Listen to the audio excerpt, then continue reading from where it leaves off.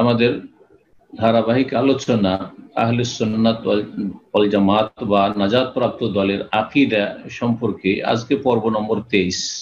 আজকে নতুন একটি আলোচনা শুরু হচ্ছে, তা হচ্ছে তাওহীদুল আসমা ওয়াস সিফাত।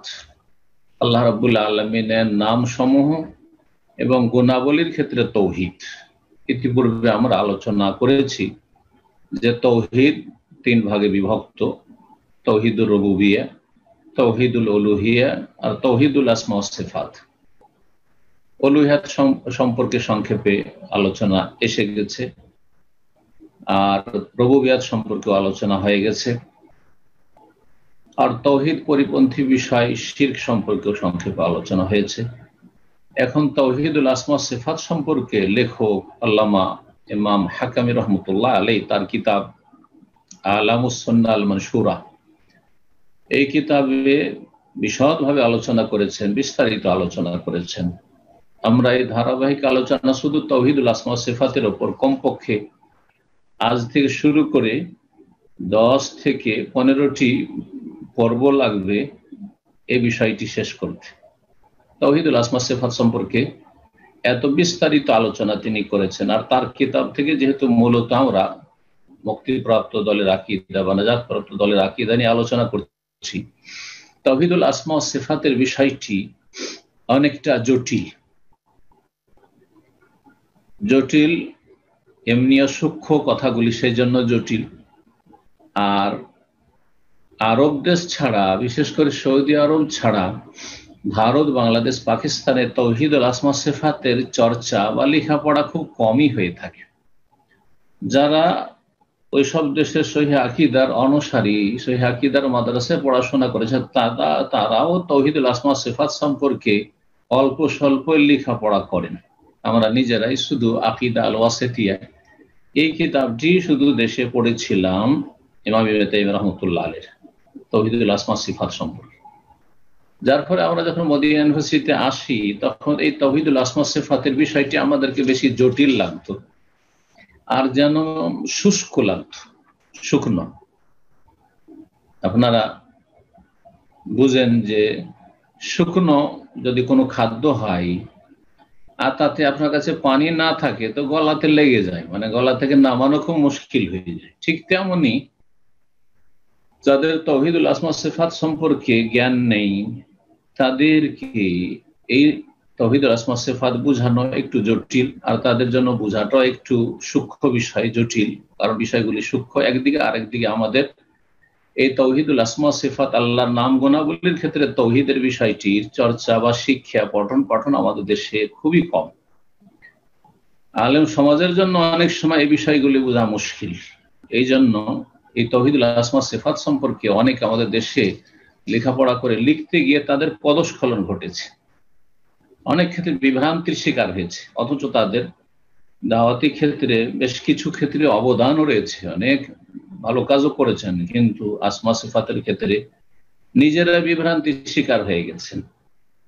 কোন কোন ক্ষেত্রে সেগুলি বলছি না, কিন্তু কথা প্রসঙ্গে ইনশাআল্লাহ, যেহেতু আমাদের ধারাবাহিক আলোচনা অন্তত 10 থেকে 15টি আলোচনায় তাওহীদুল আসমা সিফাতের উপর হবে, যখন ওই বিষয়গুলি আসবে তখন সতর্ক সাবধান করব যে আল্লাহ রাব্বুল আলামিন সম্পর্কে কি আকীদাগুলি রাখা যাবে আর কি আকীদা রাখা যাবে না। তাওহীদুল আসমা সিফাতের ক্ষেত্রে, আল্লাহর নামগুলির ক্ষেত্রে, গুণাবলীর ক্ষেত্রে, আসমা ইসমের বহু বচন, নাম সমূহ, আর সিফাত সিফাতুনের বহু বচন, মানে গুণ বা গুণাবলী, গুণ সমূহ। লেখক বলছেন, মা হুয়া তাওহীদুল আসমা ওয়াস সিফাত। তাওহীদুল আসমা ওয়াস সিফাত জিনিসটা কি বা বিষয়টি কি? আল্লাহর নাম সমূহ এবং গুণাবলীর ক্ষেত্রে তাওহীদ, এটা বলতে কি বুঝায়? বলছেন উত্তরে, হুয়াল ঈমানু বিমা ওয়াসাফাল্লাহু তাআলা বিহি নাফসাহু ফি কিতাবিহি। সেটা হচ্ছে আল্লাহ রাব্বুল আলামিন নিজেকে তার কিতাবে যে গুণগুলি দিয়ে ভূষিত করেছেন, যে গুণগুলি তার কিতাব আল কোরআনুল কারীমে আল্লাহ রাব্বুল আলামিন স্বয়ং বর্ণনা করেছেন তার সত্তা সম্পর্কে। ওয়া ওয়াসাফাহু বিহি রাসূলুহু সাল্লাল্লাহু আলাইহি সাল্লাম, এবং তার রাসূল সাল্লাল্লাহু আলাইহি সাল্লাম যে গুণগুলি আল্লাহ রাব্বুল আলামিন বর্ণনা করেছেন, সেই গুণগুলির প্রতি ঈমান নিয়ে আসা, বিশ্বাস স্থাপন করা, স্বীকৃতি দান করা বিশ্বাসের সাথে। ওয়াল ঈমান, ঈমান নিয়ে আসা এমন সব বিষয়গুলির উপর যেই কথাগুলি আল্লাহ রাব্বুল আলামিন তার সত্তা সম্পর্কে, তার আল কিতাব আল কোরআনে বলেছেন, তার রাসূল সাল্লাল্লাহু আলাইহি ওয়াসাল্লাম সুন্নায়ে হাদিসে বর্ণনা করেছেন। সেগুলি কি? মিনাল আসমাইল হুসনা, সুন্দর সুন্দর নাম, ওয়াসিফাতিল উলা, এবং সুউচ্চ গুণাবলী বিশ্বাস করা এক। 2 নম্বর, ওয়া ইমরার ওহা কামা জাআত বিলা কাইফিন, আর ধরন নির্ণয় না করে যেইভাবে ওই নাম গুণাবলীগুলি এসেছে সেইভাবেই সেগুলিকে মেনে নেওয়া এবং সেগুলির অর্থ করা, যেইভাবে আরবি ভাষায় অর্থ হয়ে থাকে সেভাবে অর্থ করা, আর সেগুলি মানতে গিয়ে তার ধরন নির্ণয় না করা। কেমন? কাইফিয়ত, ধরনটা কি, কেমন। যেমন আল্লাহ রাব্বুল আলামিনের হাত আছে, কেমন এই কথা বলবো না। আল্লাহর হাত আল্লাহর মতো, কোন সৃষ্টির সাথে তো নাই। আল্লাহ রাব্বুল আলামিনের চেহারা আছে, কেমন। এইভাবে আল্লাহ রাব্বুল আলামিন আরশে সমুন্নত, কেমন, কিভাবে, কোন কিছুর সাথে কারো সাথে তুলনা করবো না। এটা হচ্ছে ওয়া ইমরার ওয়াহা কামাজাত, যেমন ভাবে সেই নাম গুণাবলীগুলি এসেছে সেইভাবে মেনে নেওয়া এবং অর্থ করা, বেলা কাইফিন, বিনা কোনো ধরন নির্ণয় করে। কামা জামা আল্লাহ তাআলা বাইনা ইসবাতিহি ওয়া নাফি তাকয়িফি আনহা ফি কিতাবিহি গায়রি মাওদি, যেমন আল্লাহ রাব্বুল আলামিন একাধিক জায়গায়, বেশ কিছু জায়গায় কোরআনে কারীমে আল্লাহ রাব্বুল আলামিন নাম গুণাবলী সম্পর্কে ইতিবাচক নেতিবাচক দুটোকে একত্রিত করেছেন, দুটোকে একসাথে বর্ণনা করেছেন। অর্থাৎ আল্লাহর নাম গুণাবলীগুলি যতগুলি আছে তার একটা ইতিবাচক দিক আছে, মানে সেগুলি যেভাবে আল্লাহ হ্যাঁ বলেছেন হ্যাঁ বলবো, আর নেতিবাচক হচ্ছে যদি আল্লাহ না বলে থাকেন তাহলে সেটাকে না বলবো। তো ইতিবাচক দিকও রয়েছে আর নেতিবাচক দিক রয়েছে। যেমন আল্লাহ রাব্বুল আলামিন আল কাউই, মহাশক্তিধর, সর্বশক্তিমান, ইতিবাচক। আল্লাহ রাব্বুল আলামিনকে কেউ হারাতে পারে না, কেউ আল্লাহ রাব্বুল আলামিনের হাতছাড়া হয়ে যেতে পারে না, আল্লাহর ক্ষমতার বাইরে যেতে পারে না। এইভাবে কোরআনে কারীমের অনেক আয়াত রয়েছে যে আয়াতগুলিতে একই আয়াতে বা একই সূরাতে ইতিবাচক নেতিবাচক গুণাবলী আল্লাহর বর্ণনা করা হয়েছে। কাউলিহি তাআলা, যেমন মহান আল্লাহর বাণী সূরা তাহার আয়াত নম্বর 110-এ মহান আল্লাহ ইরশাদ করেছেন, ইয়ালামু মা বাইনা আইদিহিম ওয়া মা খালফাহুম, আল্লাহ রাব্বুল আলামিন মানব জাতির সামনে এবং পিছনে যা কিছু রয়েছে জানছেন। এটি ইতিবাচক হয়ে গেল।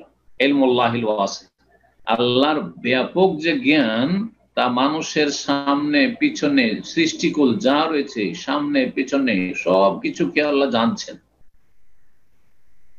হ্যাঁ হয়ে গেল, এটা ইতিবাচক। ওয়ালা ইউহিতুনা বিহি ইলমা, পক্ষান্তরে আল্লাহর সৃষ্টি বা বিশেষ করে মানুষরা, মানব জাতি তার সম্পর্কে জ্ঞান দ্বারা আয়ত্ত করতে পারে না, তাকে জ্ঞান দ্বারা আয়ত্ত করতে পারে না বা তার সম্পর্কে সম্যক জ্ঞান হাসিল করতে পারে না। আল্লাহ রাব্বুল আলামিন সম্পর্কে সব কিছু জানবে সব দিক থেকে এবং নিজের জ্ঞান দ্বারা আল্লাহকে আয়ত্ত করবে, এটা অসম্ভব, করতে পারবে না। এই যে না, নেতিবাচক হয়ে গেল।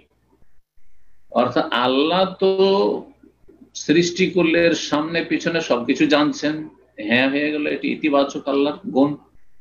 পক্ষান্তরে আল্লাহ সম্পর্কে কোনো সৃষ্টি নেই, কোনো মানুষ নেই যে সব দিক থেকে সবকিছু জানছেন বা জানবেন বা জানার ক্ষমতা রাখেন। এইরকম সূরা শুরার আয়াত নম্বর 11-তে আল্লাহ ইরশাদ করেছেন, ওয়াকাউলিহি তাআলা, মহান আল্লাহর বাণী, লাইসা কামিসলিহি শাই, তার মতো কোনো কিছু নেই। নেতিবাচক, আগে এখানে নেতিবাচক আসলে, তার মতো কোনো কিছুই নেই। অর্থাৎ আল্লাহ আছেন কিন্তু আল্লাহর মতো কোনো কিছু নেই। না আল্লাহর মতো না মানুষ, না জিন, না জিবরাইল, না মিকাইল, কোন সৃষ্টি না, আসমান না জমিন, না আরশ, না কুরসি, আল্লাহর মতো কোনো কিছু নেই। কিন্তু আল্লাহ আছেন। আল্লাহ রাব্বুল আলামিনের সুন্দর সুন্দর নাম গুণাবলী আছে। এই গুণাবলী যে আছে, ইতিবাচক কোথায়, নেতিবাচক তো হয়ে গেল লাইসা কামিসলিহি শাই, এই অংশটুকু। ওয়া হুয়াস সামিউল বাসীর, তবে আল্লাহ সর্বশ্রোতা সর্বদ্রষ্টা, সবকিছু শোনেন এবং সবকিছুই দেখেন, এটা ইতিবাচক হয়ে গেল। আল্লাহর মতো কোনো কিছু নেই, কিন্তু আল্লাহ শোনেন আর জানেন, সবকিছু শুনতে পারেন, সবকিছু জানতে পারেন আল্লাহ রাব্বুল আলামিন। জি, দুটোকে একত্রিত করা হয়েছে। তার মানে আল্লাহ রাব্বুল আলামিনের ইতিবাচক গুণাবলীও রয়েছে আর নেতিবাচক গুণাবলী রয়েছে। এই জন্য আল্লাহ রাব্বুল সমস্ত গুণাবলীর ক্ষেত্রে তিনি সব দিক থেকে পরিপূর্ণ, কামিল, কোন রকমের ত্রুটি নেই। যেমন উদাহরণ দিই, একজন মানুষকে ভালো চরিত্রবান হওয়ার জন্য ইতিবাচক নেতিবাচক দুটাই লাগে। সেই ব্যক্তি বড় সত্যবাদী, বড়ই চরিত্রবান, ভালো চরিত্রের যতগুলি পজিটিভ দিক রয়েছে সবগুলি তার মধ্যে আছে। আর চরিত্র নষ্টকারী যতগুলি নেগেটিভ দিক রয়েছে, মিথ্যা কথা বলা, বেঈমানি করা, আত্মসাৎ করা, ভাঁওতাবাজি করা, ধোঁকাবাজি করা ইত্যাদি, এই সমস্ত কিছু থেকে মুক্ত লোকটি, তাহলে চরিত্রবান। একটা থাকলে কেউ চরিত্রবান হয় না। হ্যাঁ, তার মধ্যে ভালো গুণ আছে কিন্তু খারাপ গুণও আছে, খারাপ দোষও আছে, তাহলে কেউ ভালো বলবে না, তাকে ত্রুটি হয়ে গেল। তো আল্লাহ রাব্বুল আলামিনের এই বিষয়টিকে সহজে বোঝানোর জন্য বললাম যে আল্লাহ রাব্বুল আলামিনের নেতিবাচক গুণ রয়েছে, যে আল্লাহর মতো কোনো কিছু, আল্লাহর মতো যদি অন্য কিছু থাকতো, আল্লাহর মতো কেউ যদি দিতে পারতো, আল্লাহর মতো কেউ যদি মানুষকে জীবন দিতে পারতো, আল্লাহর মতো যদি কেউ মৃত্যু দিতে পারতো, আল্লাহর মতো যদি সবকিছু নিয়ন্ত্রণ করতে পারতো, তাহলে আল্লাহ রাব্বুলের বৈশিষ্ট্য কি থাকতো? আরো তো কেউ পারে। আল্লাহর মতো কোনো কিছু নেই কোনো দিক থেকে। তার মানে এনে যে আল্লাহর কোনো কিছু নেই। আবার বিদআতপন্থী যারা আল্লাহর হাত নেই, পা নেই, চোখ নেই, চেহারা নেই, কোনো কিছু নেই, এই গুমরাহরা অপব্যাখ্যা করে আয়াতের, বলে লাইসা কামিসলিহি শাই, মানে আল্লাহর কিছু নেই। কিছু নেই বলেছেন, আল্লাহর মতো কোনো কিছু নেই। কিভাবে জনগণকে ধোঁকা দেয় তারা! আরবি পড়লেই তো আমাদের দেশের মানুষরা মনে করে যে তো কোরআনের কথা বলছে, আর কোরআনের যে ভুল ব্যাখ্যা করছে, মানুষকে গুমরাহ করছে, কানা কাহাই করে দেখাচ্ছে, এটা তো আরবি জানে না মানুষ, বেচারারা বুঝে না। লাইসা লাইসা নেই, কামিসলিহি তার মতো, শাইউন কোনো কিছু। এই নয় যে আল্লাহর কোনো কিছু নেই, এ কথা বলেননি। এই জন্য তিনি শুনেন, এ কথা বলে, তিনি দেখেন। ওয়াকাউলুহু তাআলা, মহান আল্লাহর বাণী। তৃতীয়, যেখানে ইতিবাচক নেতিবাচক দুটো এসে, প্রথম নেতিবাচক গুণ, লা তুদরিকুহুল আবসার, কোন দৃষ্টি তাকে আয়ত্ত করতে পারে না। দুনিয়ার যত সৃষ্টি রয়েছে, মানুষ, জিন, মালায়েকা, ফেরেশতা, কোন কারো দৃষ্টি আল্লাহকে পরিবেষ্টন করতে পারে না বা আয়ত্ত করতে পারে না। ওয়া হুয়া ইউদরিকুল আবসার, পক্ষান্তরে তিনি সমস্ত দৃষ্টি এবং দৃষ্টি শক্তি সম্পন্ন সৃষ্টিকে, যা দেখে এবং যারা দেখে তাদেরকে তিনি আয়ত্ত করেন। নেতিবাচক আগেরটি, যে তাকে মানুষের দৃষ্টি বা সৃষ্টির দৃষ্টি আয়ত্ত করতে পারে না, নেতিবাচক হয়ে গেল, নেগেটিভ। আর পজিটিভ ইতিবাচক হচ্ছে যে তিনি সমস্ত সৃষ্টিকে আয়ত্ত করেন। ওয়া হুয়াল লতীফুল খবীর, এবং তিনি বড়ই সূক্ষ্ম খবর রাখেন। লতিফ আল খবীর মানে তিনি ওয়াকিফ হাল, সবকিছু সম্পর্কে অবগত, গভীর থেকে গভীরতর যে কোনো কিছুর আল্লাহ সূক্ষ্ম খবর রাখেন, লতিফ আর খবীর। সূরা আনআম আয়াত নম্বর 103 ওয়াগায়রা ইত্যাদি ইত্যাদি, এইরকম অনেক আয়াত রয়েছে। সূরা ইখলাসে ইতিবাচক নেতিবাচক দুটো রয়েছে। বেশি যদি না দেখেন, খালি সূরা ইখলাসটাই যদি তাফসীর পড়েন, তাতে দেখবেন পজিটিভ আছে, নেগেটিভ আছে আল্লাহর গুণ সম্পর্কে। এই মর্মে তিরমিজিতে হাদিস রয়েছে, উবাই বিন কাব রাদিয়াল্লাহু তাআলা আনহু থেকে বর্ণিত, তিনি বলছেন যে আন্নাল মুশরিকিনা ক্বালু লিরাসূলিল্লাহ সাল্লাল্লাহু আলাইহি ওয়াসাল্লাম, মুশরিকরা মক্কা রাসূলুল্লাহ সাল্লাল্লাহু আলাইহি ওয়াসাল্লামকে বলল, ইয়ানি লাম্মা যাকারে আলিহাতাহুম, যখন রাসূলুল্লাহ সাল্লাল্লাহু আলাইহি ওয়াসাল্লাম তাদের দেবদেবীর কথা বললেন, যে তোমাদের এই সব দেবদেবী তোমরা হাতে গড়ছো মূর্তি প্রতিমার, তারপরে পুজো করছো, এরা আসলে মাবুদ না, এরা হচ্ছে তোমাদের বানানো মন গড়া মাবুদ, বাতিল উপাস্য। মাবুদকে, যিনি সবকিছুকে সৃষ্টি করেছেন, আল্লাহ। তখন কাফেররা বলেছে অনসুব লানা রব্বাকা, তাহলে আমাদের জন্য আপনার রবের বংশ পরম্পরা বর্ণনা করেন, পরিচয় দেন। হ্যাঁ, আল্লাহর বংশ পরম্পরা, যেমন কোন মানুষ সম্পর্কে জানতে চাইলে আমরা তাদের বংশ সম্পর্কে তাদের সম্পর্কে জানতে চাই, তো তারা এইভাবে অজ্ঞরা এইভাবে জানতে চেয়েছিল। তখন আল্লাহ রাব্বুল উত্তরে এই সূরা ইখলাস নাযিল করেছিলেন। ফাআনজালাল্লাহু তাআলা, মহান আল্লাহ এই সূরা ইখলাস নাযিল করলেন। কুল হু আল্লাহু আহাদ, হে নবী বলে দাও তাদেরকে আল্লাহর বংশ পরম্পরা কোনো পরিচয় নেই, কারণ আল্লাহ জনক না, জাতক না। হু আল্লাহু আহাদ, আল্লাহ তো এক ও একক, তিনি কোনো কিছু থেকে আসেননি আর তার থেকে কোনো কিছু বেরোয়নি। হু আল্লাহু আহাদ, আল্লাহ এক ও একক, এক ও একক ফি জাতিহি, তার সত্তায়, ফি সিফাতিহি, তার গুণাবলীতে, ফি রুবুবিয়াতিহি, তার কাজকর্মে, আল্লাহর কাজগুলিতে আল্লাহ এক, ফি ইবাদাতিহি, আল্লাহর ইবাদত বন্দেগী তো এক, সব কিছুতে আল্লাহ এক। আল্লাহুস সামাদ, এবং আল্লাহ অমুখাপেক্ষী। সামাদ মানে যিনি কারো মুখাপেক্ষী নন, অমুখাপেক্ষী, পক্ষান্তরে সমস্ত সৃষ্টিকুল তার মুখাপেক্ষী। এত ব্যাপক অর্থ রয়েছে আস-সামাদ এই নামটিতে। আল্লাহর গুণবাচক একটি নাম হচ্ছে আস-সামাদ। এই জন্য আমরা যারা ভালো করে নাম রাখতে জানি, কারো নাম রাখে আব্দুস সামাদ, যেন আমাদের দেশের লোকেরা আব্দটাকে বাদ দিয়ে মানুষকে সামাদ বানিয়ে দেয়। জি, সামাদ কাকে বলা হয়? সামাদের ব্যাখ্যা স্বয়ং আল্লাহ করেছে, লাম ইয়ালিদ ওয়া লাম ইউলাদ।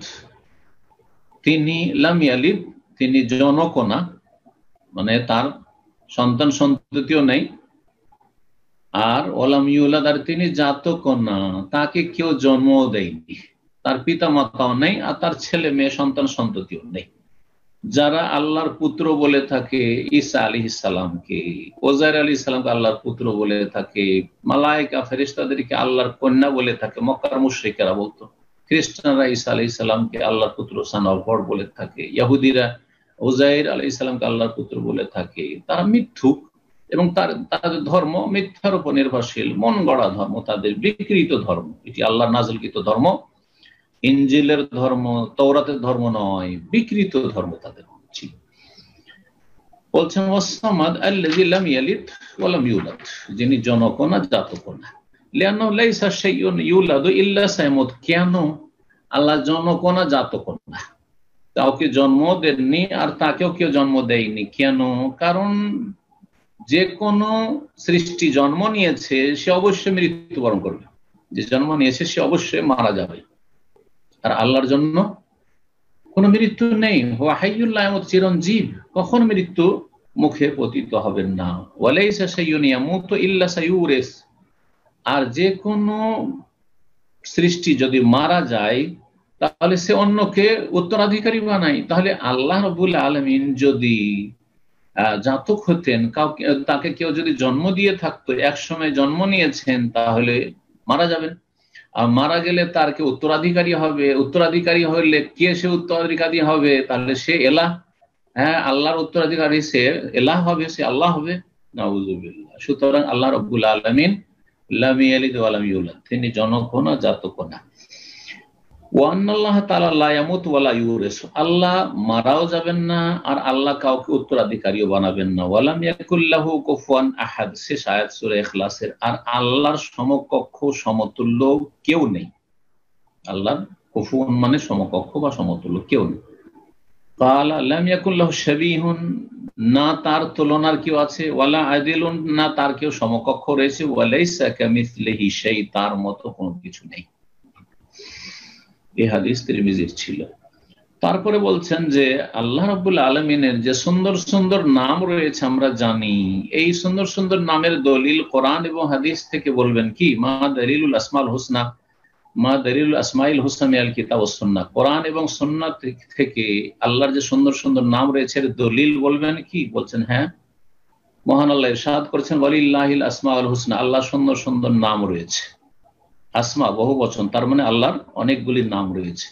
ফাদউহু বিহা, সেই নামগুলির দ্বারা তোমরা, নামগুলির মাধ্যমে আল্লাহকে ডাকো, আল্লাহর কাছে দোয়া করো, আল্লাহকে আহ্বান করো।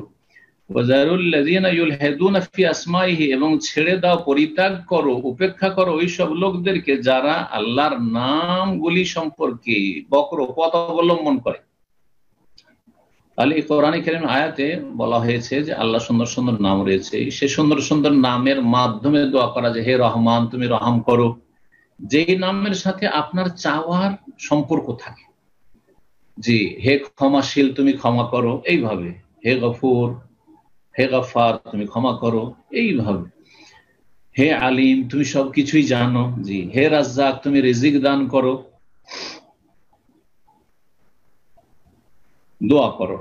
আর তারপরে আল্লাহর নামগুলি সম্পর্কে যারা বিভ্রান্ত হয়েছে তাদেরকে উপেক্ষা করো, তাদেরকে ছেড়ে দাও, তাদের গুমরাহিতে ছেড়ে দাও। তারা যদি হেদায়েত হয় হবে, আর না হলে তাদের উপর হুজ্জত কায়েম করে ছেড়ে দাও, তাদের পেছনে পড়িও না। জি, ওয়াজারুল্লাযী ইউলহিদুন।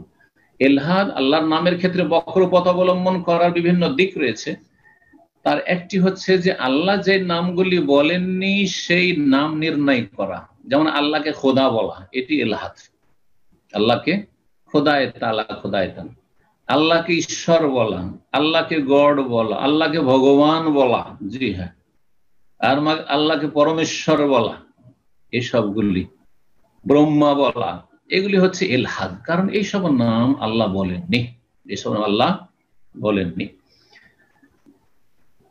আল্লাহর নামের ক্ষেত্রে বক্রপথ অবলম্বন করা হচ্ছে যে আল্লাহর নাম দিয়ে কোন সৃষ্টিকে ডাকা। যেমন আমাদের দেশে লোকেরা নাম রাখে আব্দুর রহমান, কিন্তু কেউ আব্দুর রহমান বলে ডাকে না, ইল্লা মাশাআল্লাহ, রহমান ভাই, মিস্টার রহমান। নাম আব্দুর রাজ্জাক, কিন্তু রাজ্জাক ভাই, রিজিক দাতা ভাই। এগুলি হচ্ছে নামের ক্ষেত্রে বক্রপথ অবলম্বন করা। এইরকমই আল্লাহর নাম গুণাবলীর ক্ষেত্রে বক্রপথ অবলম্বন করা, আল্লাহর গুণ কাউকে দিয়ে দেওয়া। হ্যাঁ, আল্লাহর গুণ কাউকে দিয়ে, যেমন আব্দুল কাদের জিলানীকে গৌস বলা, এগুলি হচ্ছে আল্লাহর নামের ক্ষেত্রে বক্রপথ অবলম্বন। গৌস, মহান উদ্ধারকারী একমাত্র আল্লাহ। সুতরাং কেউ যদি কোন সৃষ্টিকেই, এমনকি মোহাম্মদ রাসূলুল্লাহ সাল্লাল্লাহু আলাইহি ওয়াসাল্লামকে কেউ যদি গৌস বলে, তাহলে শিরক করলো। আর কেউ যদি জিলানীকে গৌস বলে, গরিব নামাজ, গরিবের দাতা বলে, তাহলে সে শিরক করলো। এগুলি হচ্ছে আল্লাহর নাম গুণাবলীর ক্ষেত্রে ইলহাদ বা বক্রপথ অবলম্বন করা। সূরা আরাফ আয়াত নম্বর 180 আয়াত বললাম যে আল্লাহ সুন্দর সুন্দর নাম রয়েছে, তা দিয়ে দোয়া করতে হবে। আর যারা বক্রপথ অবলম্বন করে গুমরাহির শিকার হয় আল্লাহর নামগুলির ক্ষেত্রে, তাদেরকে ছাড়ো, আমি হিসাব নেব তাদের। ওয়াকাল সুবহান, আল্লাহ সুবহানাহু ওয়া তাআলা আরো বলছেন সূরা ইসরা, বনী ইসরাঈলের আয়াত নম্বর 110-এ, কুলিদুল্লাহ, হে নবী বলো, উদুল্লাহ, আল্লাহকে ডাকো, আবিদুর রহমান, অথবা রহমান বলে ডাকো, ইয়া আল্লাহ, ইয়া রহমান, আল্লাহমা বলে ডাকেন, রব্বে বলে ডাকেন, রব্বানা বলে ডাকেন, ইয়া রহমান, ইয়া রাহিম বলে ডাকেন। তারপরে চান কিছু, শুধু ইয়া রহমান, ইয়া রাহিম, ইয়া মালিক, ইয়া কুদ্দুস পড়তে থাকবেন, যে আমাদের দেশীয় তরিকা ওজিফার এটা ভুল। কিন্তু ইয়া রহমান তুমি রহম করো, হ্যাঁ, ইয়া গফুর তুমি মাফ করো, এইভাবে আল্লাহ একটি নাম বলে কিছু বলেন, আল্লাহকে কি দরখাস্ত করছেন আপনি, এটা হচ্ছে তরিকা। হে নবী বলো, উদুল্লাহ, আল্লাহর নাম ধরে ডাকো, আল্লাহর কাছে দোয়া করো, মানে আল্লাহ, এ আল্লাহ বলে বা আল্লাহমা বলে, আবিদুর রহমান বা রহমান বলে ডাকো। আইয়াম্মা তাদু, যে কোনো নাম ধরে আল্লাহকে ডাকো। ফালাহুল আসমাউল হুসনা, জেনে রাখো যে তার সুন্দর সুন্দর নাম রয়েছে, যে কোনো নাম, ইয়া আজিজ, ইয়া গফার, ইয়া রাহিম, ইয়া কুদ্দুস, ইয়া সালাম, ইয়া মুমিন, ইয়া আল মুহাইমিন, এইভাবে আল্লাহর সুন্দর সুন্দর নাম রয়েছে। এইখানেও পেলাম দ্বিতীয় আয়াতে। তৃতীয় আয়াত সূরা তাহার আয়াত নম্বর 8, আল্লাহ ইরশাদ করছেন, আল্লাহু লা ইলাহা ইল্লাহু, আল্লাহ তো সেই সত্তা যিনি ছাড়া কোনো সত্য মাবুদ নেই, লাহুল আসমাউল হুসনা, তার সুন্দর সুন্দর নাম রয়েছে, ওয়া গায়রুহা মিনাল আয়াত। তাহলে এই তিনটি আয়াতে আল আসমাউল হুসনা, আল আসমা ইসমের বহুবচন, আর হুসনা হাসানাতুনের মুআন্নাস হচ্ছে হুসনা, আহসানের আহসান, হুসনা ইসম তাফজিলের শেখা। বড়ই সুন্দর সুন্দর আল্লাহর নাম রয়েছে। নামগুলি অত্যন্ত সুন্দর, শব্দ অর্থের দিক থেকে সুন্দর, শব্দের দিক থেকে সুন্দর, উপকারিতার দিক থেকে সুন্দর, জি বান্দার জন্য সব দিক থেকে সুন্দর। এছাড়াও অনেক আয়াত রয়েছে আল্লাহর নাম সম্পর্কে। ওয়াকাল নবী সাল্লাল্লাহু আলাইহি ওয়াসাল্লাম, নবী সাল্লাল্লাহু আলাইহি ওয়াসাল্লাম একটি হাদিসে বলেছেন, সহিহ বুখারী মুসলিমের হাদিস, ইন্না লিল্লাহি তিসআতা ওয়া তিসঈনা ইসমান, আল্লাহর 99টি নাম রয়েছে। এমন 99টি নাম রয়েছে, মান আহসাহা, এই প্রসিদ্ধ 99টি নাম যারা আয়ত্ত করবে, আহসা মানে শুধু মুখস্থ করা নয়, এহসা মানে আয়ত্ত করা, যারা আয়ত্ত করবে দাখালাল জান্নাত, তারা অবশ্যই জান্নাতে যাবে।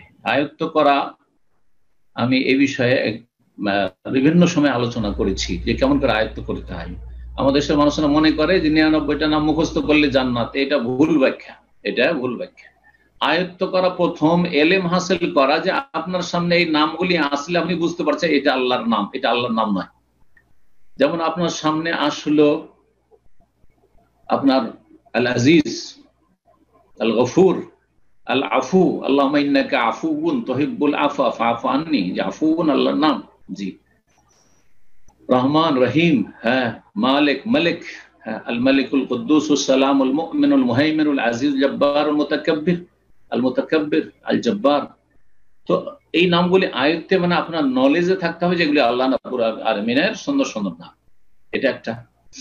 তারপরে মুখস্থ করেন তো ভালো, তারপর অর্থ জানা, অর্থ বুঝছেন আর জানছেন আল্লাহর নাম, তাহলে এর কি ফায়দাটা কতটা হইলো আপনার? অর্থ জানতে হবে যে এগুলোর মানে কি, আল্লাহর এই নামগুলি থেকে আমরা কি জানতে পারি, রাজ্জাক মানে কি, কাদের মানে কি, আল কাউই মানে কি, নামগুলি জানা।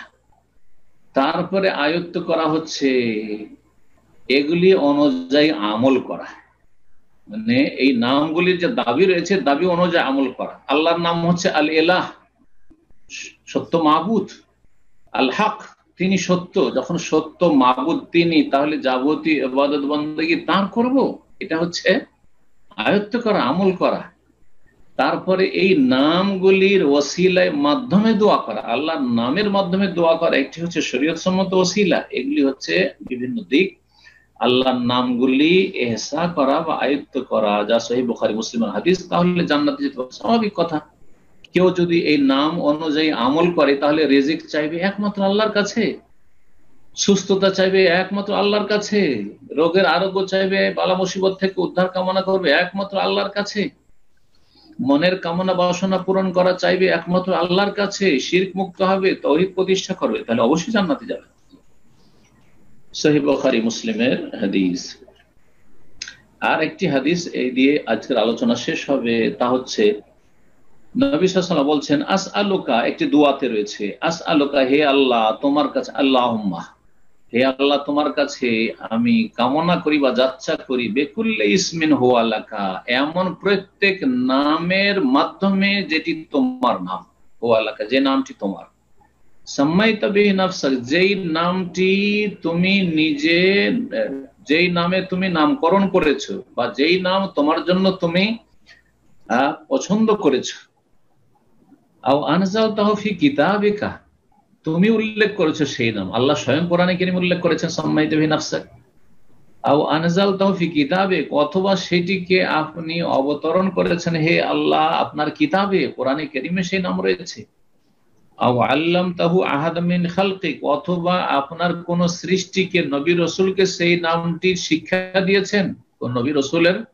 মাধ্যমে আমাদের কাছে সেই নাম এসেছে ওহীর মাধ্যমে, আবিস্তাসারতা বিহি ফি ইলমিল গায়বি ইনদাক, অথবা আপনি সেই নামটিকে অদৃশ্যের জগতে আপনি নিজের জন্য বরাদ্দ রেখেছেন, মানে কাউকে জানাননি, এমন নাম হয়তো আছে আল্লাহ যেই নামটি তুমি কাউকে জানাওনি, সেই নামের মাধ্যমে তোমার কাছে দোয়া করছি। তার মানে আল্লাহর এমনও নাম রয়েছে যেই নামগুলি আল্লাহ কোন সৃষ্টিকে জানাননি, এই হাদিস স্পষ্ট করে।